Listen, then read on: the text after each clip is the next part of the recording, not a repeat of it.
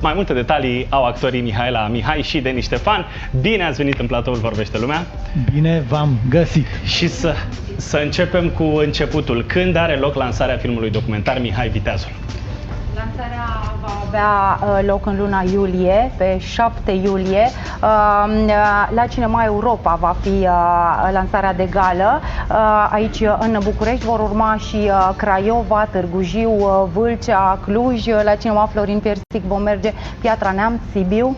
Suntem onorați și mulțumim pentru invitație echipei dumneavoastră în primul rând și celor care au spus da acestui proiect, începând cu domnul Deni Ștefan. Hai să vorbim despre rolurile voastre în documentar.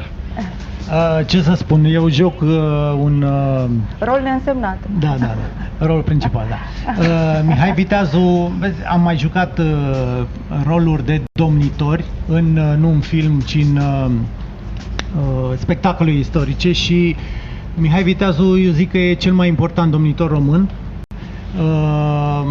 Eu am fost onorat să-l joc, mai ales că discutam deja de un an de zile înainte să începem producția despre acest film și nu credeam că se mai întâmplă, pentru că deja a începuse pandemia și am reușit în sfârșit să începem filmările în 2021 și a fost așa ca un proiect care a stat tot timpul sub semnul întrebării. Cred că e un proiect interesant și important și pentru cei mai tineri care sunt obișnuiți cu genul ăsta de producții de docu-dramă, în care vorbesc și istoricii, dar joacă și actorii.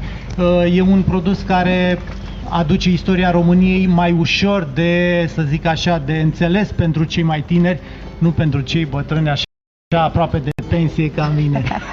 Deși, Mihaela? Cu siguranță, dacă îmi permiteți, există cumva declarații în premieră în acest film, pentru că au fost descoperite în urmă cu doar câțiva ani, foarte aproape de aceste filmări, documente despre Mihai Viteazul, au fost traduse de teologul Vasile Oltean, domnia sa apare în film, inclusiv obiecte aparținând domnitorului. În exclusivitate, putem spune, apare și un portret descoperit recent al lui Mihai Viteazul, care, întâmplător sau nu, seamănă cu Deni Ștefan. Eu cred că acest film cumva s-a cerut făcut. Cum e să ți se spună că semeni cu Mihai Viteazul? Nu știu. S-a spus că semeni și cu păcală și cu medalion. Nu, o să vedeți, e portretul din film. E important, așa cum în general, pentru un actor e important să joace un personaj pe care îl poate îmbogăți, să spunem așa, sau cu care poate relaționa într-un anumit fel, care are o parte din tine. Ce alte nume apar în film? Am avut onoarea să spună da și Maia Morgenstern, care o va întruchipa de această dată, iată o vedem aici, pe mama domnitorului român.